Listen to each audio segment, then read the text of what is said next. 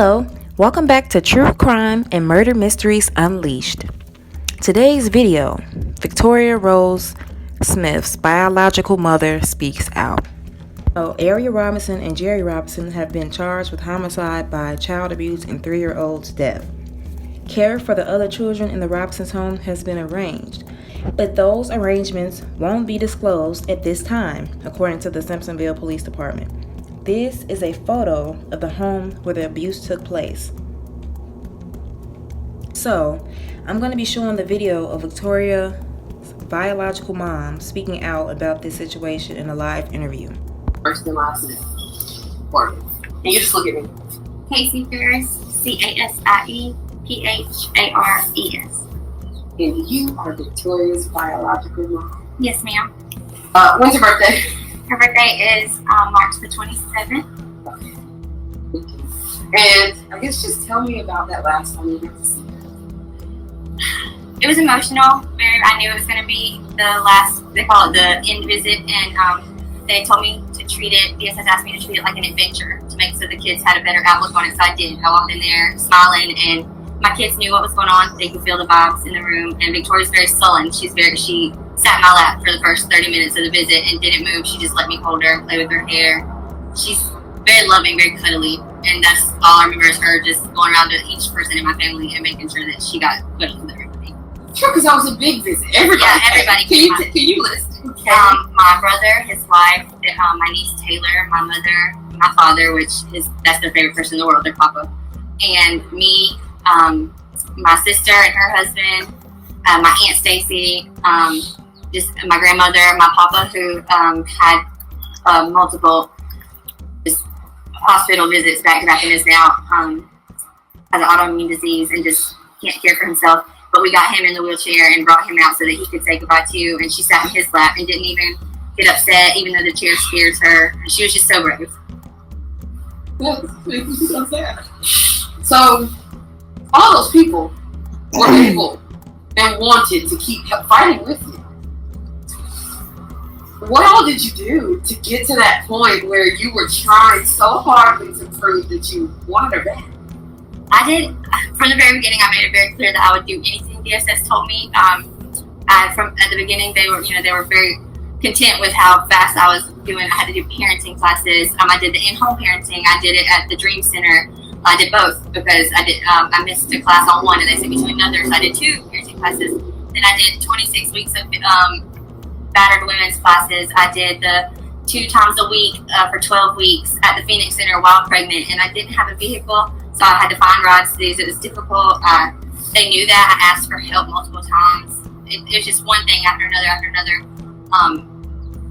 My living situation got bounced around back and forth. I've asked for help for that, and it was just roadblock after roadblock after roadblock. And every time I get so close, and I completed all of the things that they asked me to do.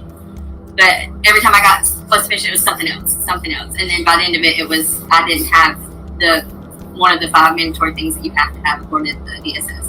What was the one? The home, the housing. So can I ask her a question? I did pass the home study twice with 2 homes previous to that home study, but by the end of it, I've been going through so much, I just couldn't maintain. And so I felt like DSS made me feel that it was better for them that, Victoria was with a loving foster family, and I thought in my heart that that's where they were going, and that, or someone like that, a family like that, I thought that's what the system was for. And so I thought, well, if they can have better, happier lives and become better, versions of themselves, then I guess that's okay. And DSS, I trusted them, and they failed.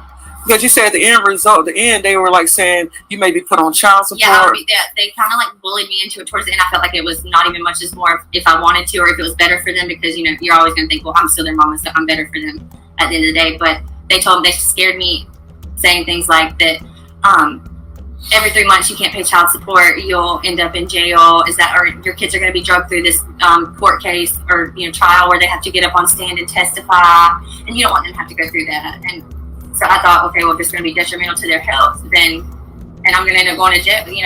Nobody wants to be in jail. Right, and you never physically abuse your children. No, I don't even do. I very rarely spank my children.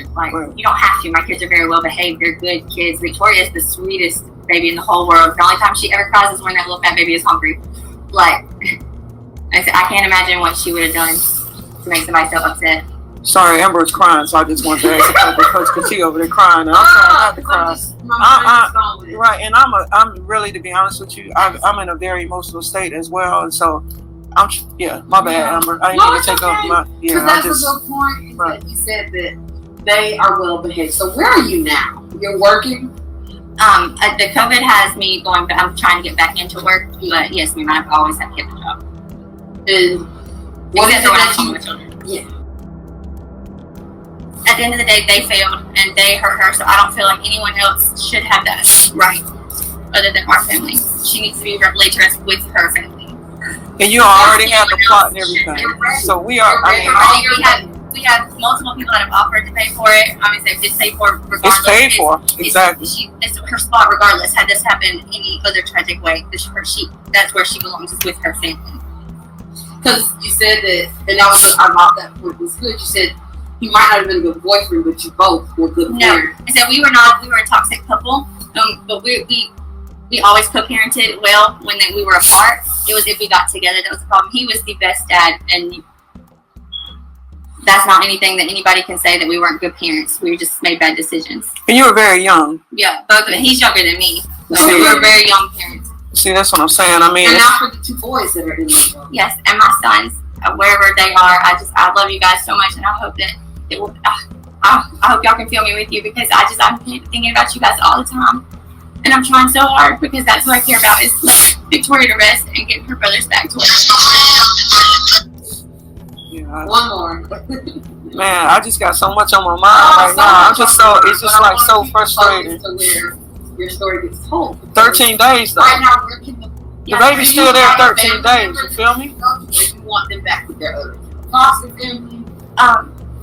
Whatever is safest, best for them. We haven't made any. My family hasn't talked about it because it hasn't been even. We're still so focused on just getting Victoria where she needs to be. The DSS hasn't offered. I mean, tell them I'll take them. You know what I'm saying? I give them a great home. No lie, like for real. Like it's crazy.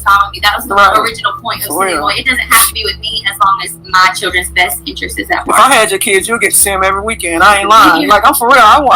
This kind of stuff right here makes me want to become a foster parent so that I can be the perfect. Yeah, you did. I'm telling you. I'm sitting here looking around my one bedroom. That's what I'm saying, man. Like this makes me exactly. I mean, for real. Like, I mean, this is crazy and it's unfair. You see what I'm saying? I don't know. To be first of all victimized, then to be villainized, because that's basically what it is.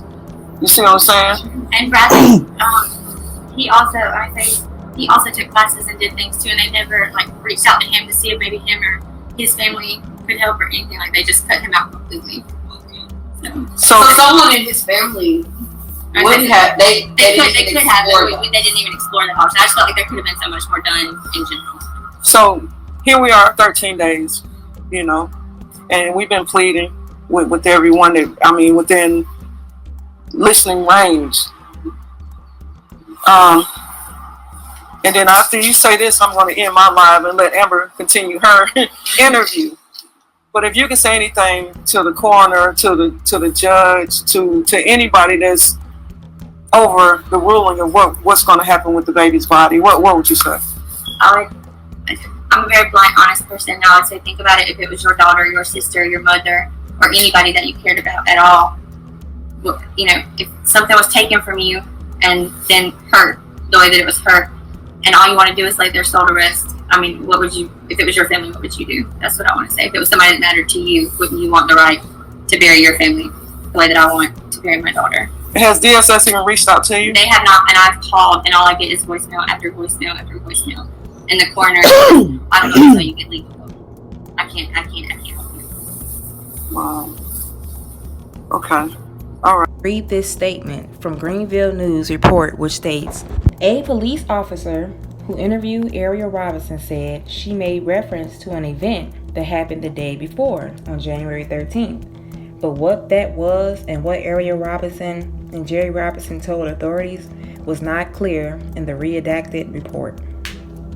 Lastly, it's come to my attention that this just may be a hate crime due to the numerous amounts of anti-white racist posts on Ariel Robinson's Instagram page, referring a lot about white privilege and how race should be equal. Ariel is also a hardcore Black Lives Matter advocate. So why talk so much about white privilege and then go adopt white kids? If there is any more relevant information or details that come about, I will drop a part 4 of this video. Thanks for watching. Don't forget to like, share, and subscribe, and we'll see you guys next time. Bye.